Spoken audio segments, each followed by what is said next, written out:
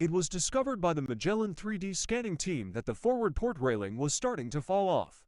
It was then discovered that the railing had finally fallen off, which was a sad day to see the wreck falling apart. But what caused the railing to start to fall in the first place? Thanks to footage from an OceanGate dive, we might have our answer. As you can see from this successful OceanGate dive, the sub was getting a pretty close look at the forward anchor crane. As you can see, the railing is still in its original position lined up with the other railing.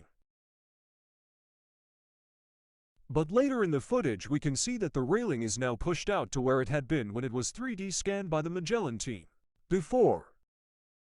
And now the same spot right afterwards.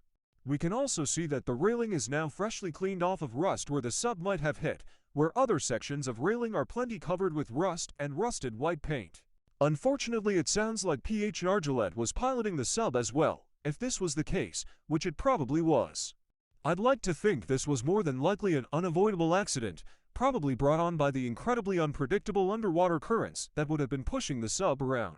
If I had to guess, they were probably quite close to the anchor crane when currents might have pushed them into the railing, or they might have accidentally backed up into it, trying to not hit the crane.